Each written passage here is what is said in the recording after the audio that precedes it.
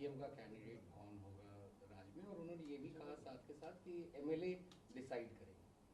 देखो दोनों चीज़ें होती हैं। सीएलपी की मीटिंग होती है, उसमें रेजोल्यूशन पास होता है और एमएलए से पूछ भी लेते हैं इंडिविजुअली, हमेशा नहीं लेकिन पूछ लेते हैं, और उसके बाद सारा फैसला हाईकमांड की ओर से आता है। ये हमेशा होता है, पार्टी की परंपरा है। एक बड़ी बात ये है कि चुनावों से पहले जब चयन हो रहा था उम्मीदवारों का, तब प्रभारी ने कहा था जरूरी नहीं है कि कोई विधायक ही मुख्यमंत्री बने। तो क्या इस बात को हम माने कि जो मेंबर पार्लियामेंट्स हैं, आपसे डायरेक्ट, क्योंकि आप है तो आपसे डायरेक्टली सवाल पूछ रहा हूँ, क्या आप लोग मेंबर पार्लियामेंट से भी कोई चीफ मिनिस्टर हो सकता है? क्या आप भी हो सकती हैं क्या? जैसे हुड्डा साहब 2005 में हुए, और 2005 वो तो बात की 2005 रिपीट हो सकता है क्या, जैसे 2005 में जो इंसिडेंट हुआ था? देखो फिर बात वहीं आ जाती है कि ये ना मैं इसके बारे में कुछ कह सकती हूँ ना कोई और कह सकता है। ये बात केवल हाई कमान की अनाउंसमेंट के बाद ही आपको पता चलेगा। मैम, क्या हाईकमान अगर आपको भरोसे में लेता है और आप उनका फैसला, वो आपकी चॉइस होती है, मैम आपने कहा था कि क्या दलित सीएम भी बन सकता है या नहीं बन सकता है? देखो बात ये है कि हाईकमान का फैसला, जो हाईकमान का फैसला होता है, ये सबको मान्य होता है। मैम आपने कहा था कि पहले भी आपने कहा था कि दलित सीएम मिलना चाहिए हरियाणा नहीं को। मिलना चाहिए हरियाणा को, या कोई महिला मुख्यमंत्री भी नहीं मिलना चाहिए हरियाणा को, उस पर आप ये सारे पहलू हम बोल चुके हैं, मीडिया में सारी बातें आ चुकी हैं, और इन सब चीज़ों से हमारा हाईकमान, उनको सब चीज़ों का मालूम है और सब बातें उन तक पहुंची हुई हैं। फैसला तो वहाँ से आना है। देखो अब तक बातें चलती थी, डिस्कशंस होते थे, सारी बातें थी, और सब बातें आपसे भी फ्रैंकली बातें हुई हैं, तो उस चीज़ को बार बार दोहराना मैं नहीं समझती कि ज़्यादा मुनासिब। लेकिन जो भी हैं, एस्पिरेशंस होती हैं, उम्मीदें होती हैं पार्टी से, हाईकमान से, तो ये सब चीज़ें हैं जो पब्लिक डोमेन में हैं। इन बातों को, चाहे आप दलित की बात करें, चाहे आप महिला की बात करें, या कोई भी बात करें आप, ये सब बातें हैं जो लोगों की उम्मीदें भी होती हैं।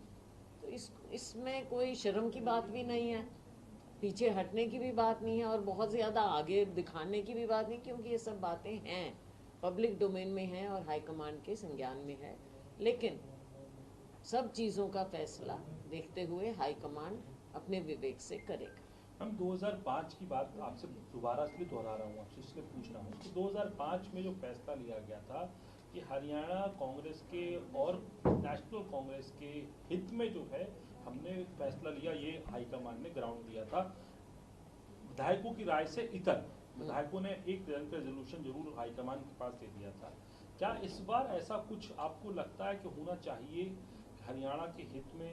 राष्ट्रीय राजनीति का जो परिप्रेक्ष्य है, जहां राहुल गांधी दलितों की बात कर रहे हैं, आप कास्ट सेंसस की बात कर रहे हैं, वहां पर किसी कोई दलित मुख्यमंत्री भी आए, महिलाओं को प्राथमिकता मिले, और क्या जो है हरियाणा की राजनीति और नेशनल राजनीति को देखते हुए इस तरीके का फैसला हाईकमान को लेना चाहिए? आप ये सब बातें जो आपने कही, ये अपने आप में जायज़ बातें हैं, लेकिन इन सब पहलुओं को हाई कमांड सोचेगा, समझेगा, क्योंकि उनको पूरे देश का देखना है, और हम केवल ये ना समझें कि जो आप कह रहे हैं या मैं कह रही हूँ या कोई और कह रहा है, सिर्फ वो बातें हैं। बहुत से पहलू होते हैं जो हाईकमान उन सब पहलुओं पर विचार करके ही अपना फैसला, ये तभी बात होती है। देखो ये बातें तभी हैं कि स्टेट में एक अपने एमएलएज की भी और भी ये सब बातें, लेकिन फैसला अंतिम हाईकमान पे इसीलिए छोड़ा जाता है, और ये हर स्टेट में बार बार होता रहा है कि हाईकमान इन सब बातों को देखते हुए अपना फैसला देगा, और दिया भी है। आपने देखा स्टेट आफ्टर स्टेट, चाहे हरियाणा हो या दूसरे राज्य हो, हाईकमान ने फैसले लिए हैं समय के मुताबिक। Ma'am, so many leaders have thrown their hat in the ring. Randeep Singh Surjewala is saying that any leader can have aspirations. He also has a template for Haryana, and he knows how the schemes can be implemented. So the game is on and the court is open. See, there's nothing like a game.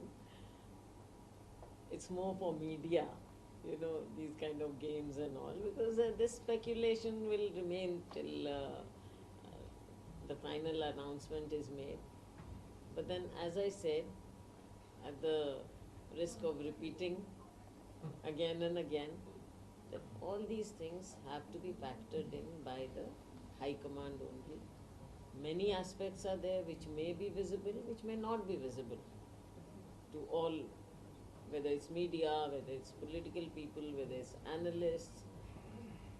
But High Command has to take a final call on this, and this is actually their domain.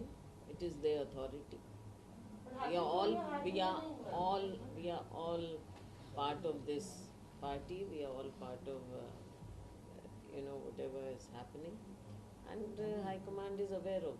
Have you thrown your hat in the ring? I think you are new here now today. Every day we've been discussing. Ma'am, you are saying that you will cross 60. Congress party will cross 60 in the counting tomorrow.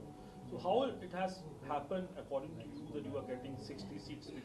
What has worked on the ground for the Congress party, and what are the numbers you are saying, and what are the traditional voters which have come back and rooted in the Congress party?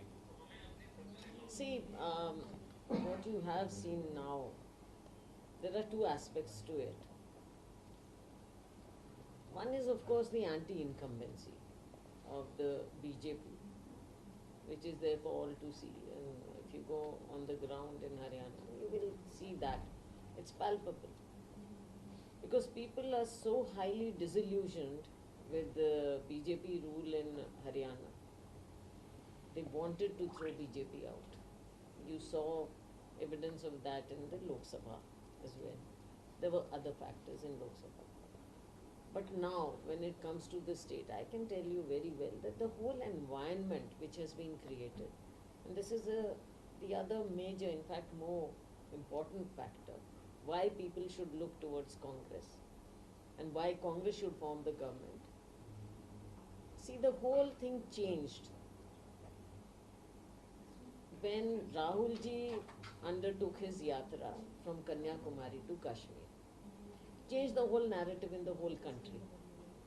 How people's perception changed, people's perception about Rahul ji's leadership, people's perception about Congress party, people's perception about the BJP and its leaders, even Prime Minister Modi ji. That's why you saw in Lok Sabha how their claims of 400 were laid to rest.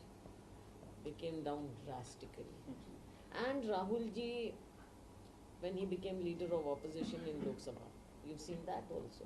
Today Rahul ji is an accepted leader for those who don't have a voice, for those issues which are not raised or allowed to be raised in the media. So all these factors are there. Today that whole environment is created in the country and in Haryana. And Haryana, that is a major factor why people are now looking at Congress, that Congress will come. All of us have worked hard on the ground. We have taken Rahul ji's message, Congress message, to the ground, to the people. That is why for Haryanvis today, Congress is there to form the government, because when Rahul ji stands there and says that these are the guarantees, these are the promises, people believe Rahul Gandhi.